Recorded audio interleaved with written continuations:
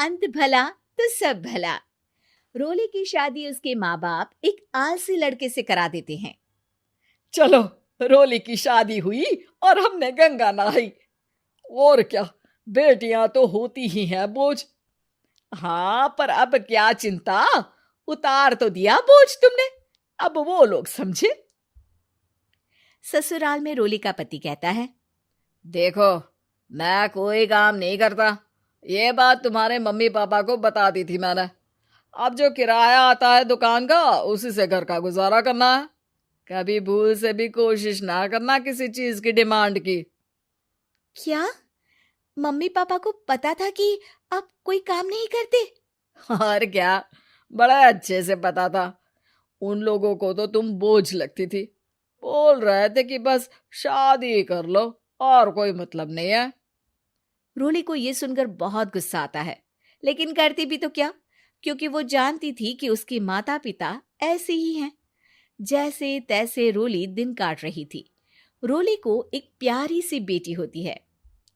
धीरे धीरे वो बड़ी होती है और उसके साथ उसकी जरूरतें भी बढ़ती जाती हैं। सुनिए जी, अब तो सिमी बड़ी हो रही है, उसका स्कूल में दाखिला कराना है। मैंने अब तक तो जैसे तैसे समय काट लिया, लेकिन मैं बच्ची की परवरिश में कोई कमी नहीं रखूंगी। अरे क्या है यार, अब तो लगता है कोई ना कोई काम ढूंढना ही पड़ेगा।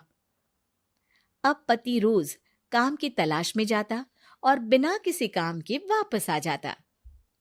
रोली समझ जाती है कि पति के अंदर अब काम करने की क्षमता नहीं है।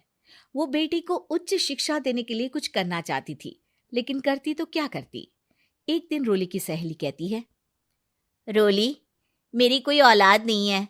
अगर तू मेरी औलाद को जन्म दे तो मैं तुझे तेरे मुंह मांगे पैसे दूंगी। अरे, तेरी औलाद को मैं कैसे जन्म दे सकती हूँ? सरोगेसी से। बच्चा मेरा और वैभव का ही होगा, लेकिन कोख तेरी होगी। ये संभव है रोली।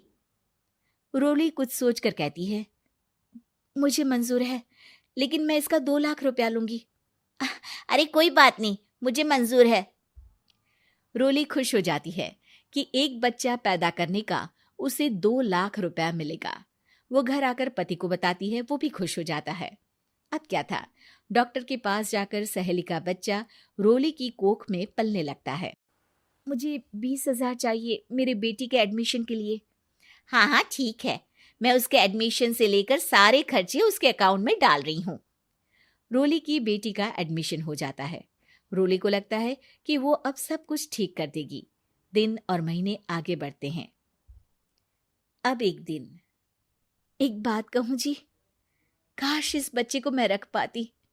मैं अब इससे काफी जुड़ गई हूँ। अरे यार, पता नहीं किसका बच्चा है, अपने पास है ना अपनी मुन्नी। हाँ, लेकिन अब मैं भी इस बच्चे से जुड़ाव फील करने लगी हूँ। लेकिन मैं ये जानती हूँ कि ये मेरा बच्चा नहीं है। दोनों की जिंदगी ठीक चल रही थी, लेकिन कहते ना कि सुख का पल ज्यादा लंबा नहीं होता। एक दिन रोली की सहेली का फोन आता है। रोली, मुझे अब ये बच्चा नहीं चाहिए, मैं अपने पति को छोड़ रही हूँ। अरे लेकिन मुझे पैसों की जरूरत है, बच्चा तुम्हारा है, मैं क्या करूंगी? सहेली बिना कुछ बोले फोन काट देती है, फोन स्विच ऑफ कर देती है। लेकिन रोली के जीवन का तूफान यहीं नहीं रुकता। रोली, मैं इतना भार नहीं उठा सकता। आज पढ़ाई का पैसा मांग रही हो, कल को शादी, कॉलेज और पता नहीं क्या क्या। मैं तुम्हें छोड़ रहा हूँ, अपनी बच्ची उठाओ और निकलो इस घर से। अरे पर मैं कर तो रही हूं ना बच्चे के लिए काम, आप आराम से रहिए ना। क्या काम कर रही हो, देख रहा हूं मैं। ये छोटा शहर है, यहाँ लोगों को बात बनाते वक्त नहीं लगता। तो मैं क्या करूं? ज्यादा पढ़ी लिखी नहीं हूं, कैसे घर के खर्चे चलाऊं? और आप तो काम करना ही नहीं चाहते। हाँ, ना चाहता हूं और ना ही करूंगा। रोली को पति की बात पर काफी गुस्सा आ जाता है। ठीक है, अगर मेरे जीवन में संघर्ष ही लिखा है तो वही सही।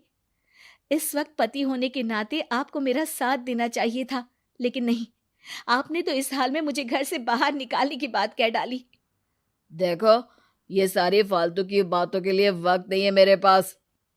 रोली, जिसकी कोख में किसी और का बच्चा था और साथ छोटी सी बेटी, पति का घर छोड़कर रास्ते पर आ जाती है। रोली के पास मायके के सिवा दूसरा कोई रास्ता नहीं होता। अरे रोली कैसी है? कितने दिनों के लिए आई है? हमेशा के लिए माँ। वो माँ को सारी बात बता देती है। ओए लड़की, इतनी हिम्मत का काम कर लिया। अरे ना ना, यहाँ कोई जगह नहीं है। तुम तो अपना बोरिया बिस्तर उठाओ और निकलो यहाँ से। रोली के पास अब मायके का रास्ता भी नहीं बचता। वो चुपचाप बच्ची को लेकर जा रही थी कि उसे दर्द होता है और वो डॉक्टर के पास चली जाती है और फिर वहां वो एक प्यारे से बेटे को जन्म देती है। कितना प्यारा है, कितने अभागे हैं इसके माँ बाप जो इसके पैदा होने पर भी नहीं है। तभी वहां डॉक्टर आ जाती है। रोली, बच्चे के पिता तुमसे मिलना चाहते हैं। आपका बहुत बहुत शुक्रिया। मैं इस बच्चे को पालूंगा, भले ही इसकी माँ ने इसे छोड़ दिया हो, पर मैं अपनी जिम्मेदारी निभाऊंगा। तो क्या आप मुझे इसके पैदा करने के लिए जिन पैसों की बात हुई थी वो भी देंगे? हाँ, और साथ ही आप चाहें तो मेरे घर में रहकर मेरे बच्चे की देखभाल भी कर सकती हैं। मैं उसके लिए आपको सैलरी दे दिया करूंगा। रोली को लगता है कि जैसे भगवान ने उसके लिए सुकून का रास्ता खोल दिया। वो अब मुकेश के साथ उसके घर चली जाती है, जहां रहकर वो उस बच्चे की देखरेख करती है। अब मुकेश के घर को रोली अच्छे से संभाल लेती है। उसके लिए खाना बनाने से लेकर बच्चों की देखभाल और घर की देखरेख। धीरे धीरे मुकेश को रोली से प्यार हो जाता है। रोली, तुम्हारी बेटी और मेरा बेटा बिल्कुल भाई बहन की तरह साथ रहते हैं। हाँ, आखिर है तो एक ही कोख के बच्चे, अटैचमेंट तो होगा ही ना। रोली, तुमने घर और मुझे दोनों को संभाल लिया। ये तो मेरा काम है। आपने भी तो मुझे छत दी जिससे मैं अपनी बेटी की पढ़ाई और भविष्य के लिए पैसे जोड़ सकूं। अब रोली, क्या तुम मुझसे शादी करोगी? अब मैं जानता हूं तुम्हारी भी शादी कुछ खास अच्छी नहीं रही। रोली को मुकेश की बात ठीक लगती है।